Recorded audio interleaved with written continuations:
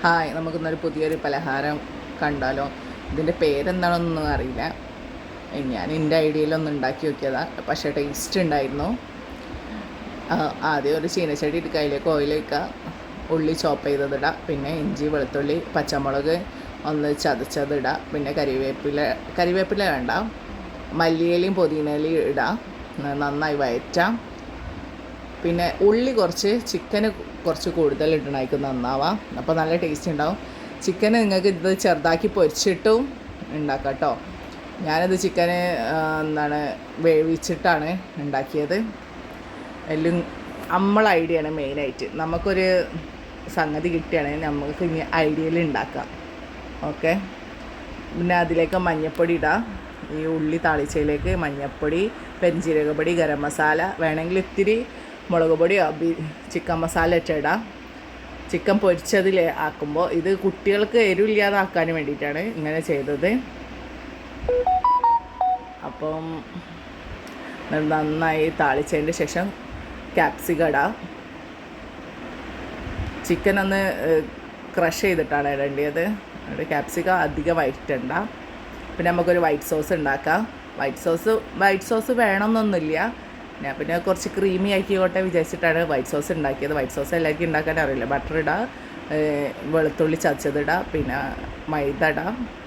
നന്നായി ഇതാക്കിയതിന് ശേഷം പാലൊഴിക്കുക. പിന്നെ ഒറിഗാനോ ഉണ്ടെങ്കിൽ ഒറിഗാനോ ഇടാം. ഒറിഗാനോ ഇല്ലെങ്കിൽ പനിക്കൂർക്കല്ലേ, അത് ചെറുങ്ങനെ അരിഞ്ഞിട്ടാൽ മതി. ഞങ്ങളതാണ് ഇട്ടത്. പിന്നെ കുരുമുളക് പൊടി, ചില്ലി ഫ്ലെക്സ് ഇടാം. പിന്നെ ഒരു ബാറ്റർ ഉണ്ടാക്കണം, ദോശ പോലെ ഉണ്ടാക്കാൻ വേണ്ടിയിട്ടാണ്. മൈദപ്പൊടി, മുട്ട, പാല്, കുരുമുളക് പൊടി, ഉപ്പ് ഇട്ടിട്ട് ഒരു ബാറ്റർ ഉണ്ടാക്കുക, മിക്സിയിലടിച്ചിട്ട്. എന്നിട്ടത് ദോശ പോലെ ചുട്ടെടുക്കുക.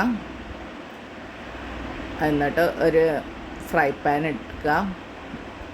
എനിക്കാണെങ്കിൽ ഫ്രൈ പാന് വലിപ്പം കൂടിപ്പോയി എടുത്തത്. ഞാൻ കറക്റ്റ് വിചാരിച്ചെടുത്തതായിരുന്നു. ഞാൻ എന്നാലും അഡ്ജസ്റ്റ് ചെയ്ത് കൊളാവ് വിചാരിച്ചത്, പക്ഷെ അത് സക്സസ് ആയി.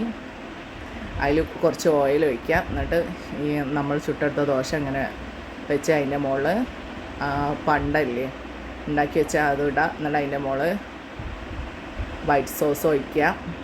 അങ്ങനെ ലെയറായിട്ട് അങ്ങനെ വെച്ച് ഇതാക്കുക. അടിയിൽ മാത്രം ഓയിൽ ഒഴിച്ചാൽ മതി, പിന്നെ ഓയിലേ ഒഴിക്കേണ്ട. അങ്ങനെ ഇത് ഫുള്ള് സെറ്റാക്കി വെച്ചതിൻ്റെ ശേഷം ചീസ് ഉണ്ടെങ്കിൽ വേണമെങ്കിൽ ചുരണ്ടിയിടാം കേട്ടോ.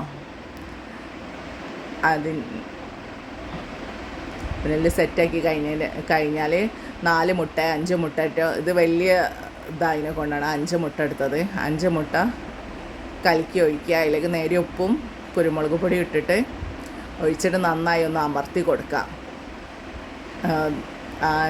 ഇതില്ലേ പത്തിരീൻ്റെത് നന്നായി അമർത്തി കൊടുക്കുക. എന്നിട്ട് നന്നായി മൂടി വെച്ച് വേവിക്കുക.